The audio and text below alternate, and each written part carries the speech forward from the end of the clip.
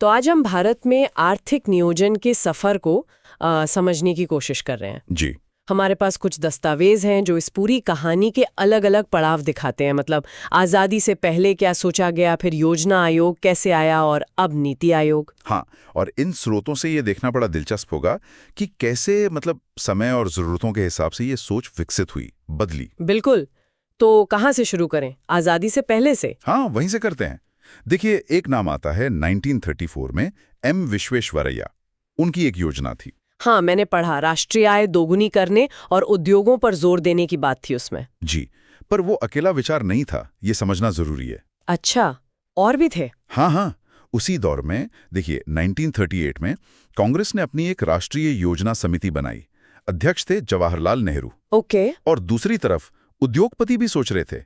जैसे 1934 में फिक्की का एक प्रस्ताव था। हाँ, फिक्की मतलब federation of Indian chambers of commerce and industry. बिल्कुल, देश के बड़े उद्योगपतियों का नजरिया था वो।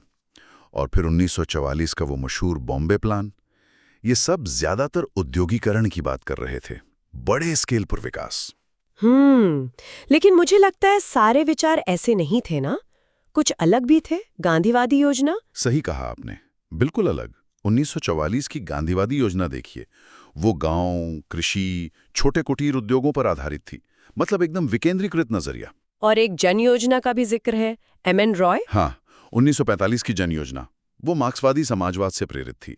उसमें कृषि और उद्योगों का राष्ट्रीयकरण, मतलब सब सरकार के हाथ में देने की बात थी। बाप रे, कितने अलग अलग विचार। और रुकिए, 1950 में जयप्रकाश नारायण की सर्वोदय योजना भी आई। वो गांधीवादी और विनोबा भावे के विचारों का मिश्रण थी। कृषि, लघु उद्योग और हाँ, भूमि सुधार पर भी जोर था। तो आप देखिए, आजादी से पहले ही प्लानिंग को लेकर कितने अलग अलग रास्ते सोचे जा रहे थे। तो फिर देश आजाद हुआ और 15 मार्च 1950 को योजना आयोग बन गया। जी, और उन्हें लागू करवाना। और इसने तो दशकों तक भारत की आर्थिक दिशा तय की, है ना? बिल्कुल, कई दशकों तक। इसका जो मॉडल था वो काफी हद तक केंद्रीकृत था। मतलब केंद्र सरकार लक्ष्य तय करती थी, राज्यों को संसाधन देती थी। और योजनाओं को मंजूरी कौन देता था? उसके लिए 1952 में राष्ट्रीय विकास परिषद यानी एनडीसी बनी थी। उसमें राज्यों के मुख्यमंत्री वगैरह होते थे। वो योजनाओं को फाइनल अप्रूवल देती थी।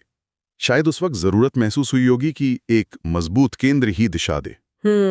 ये केंद्रीकृत व्यवस्था काफी लंबे समय तक चली, लेकिन फिर जैसा आपने कहा, सोच बदली।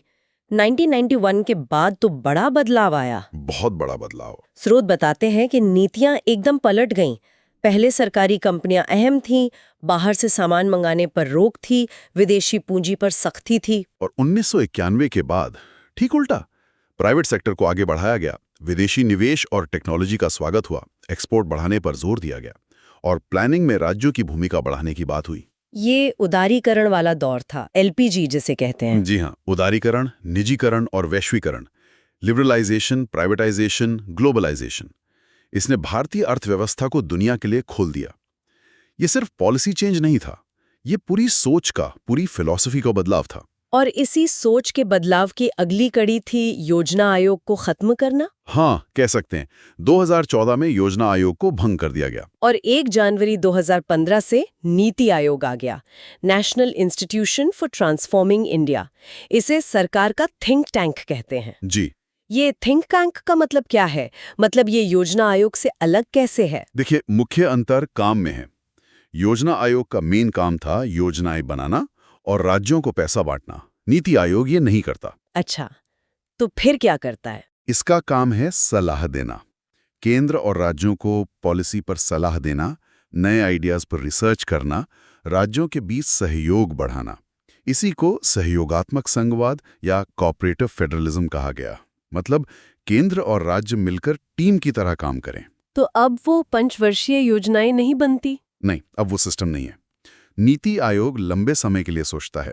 15 साल का विजन डॉक्यूमेंट बनाता है, 7 साल की रणनीति और 3 साल का एक्शन एजेंडा। और इसके स्ट्रक्चर में भी फर्क है? हाँ, काफी। योजना आयोग में राज्यों की भागीदारी मुख्य रूप से एनडीसी के जरिए थी। नीति आयोग की गवर्निंग काउंसिल में सभी मुख्यमंत्री और केंद्र शासित प्रदेशों के उपराज्यपाल शामिल होते हैं। वो सीधे चर्चा करते हैं। और हाँ, इसमें बाहर के एक्सपर्ट्स को भी शामिल करने पर ज्यादा जोर है। तो ये पूरा सफर हमने देखा।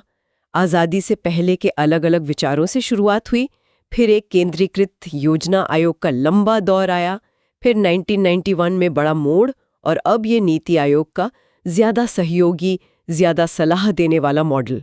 जी, ये सफर वाकई भारत की बदलती आर्थिक, सामाजिक और दुनिया के साथ बदलते रिश्तों का आईना है। हर दौर के अपने फायदे नुकसान रहे, अपनी चुनौतियां और सफलताएं रहीं।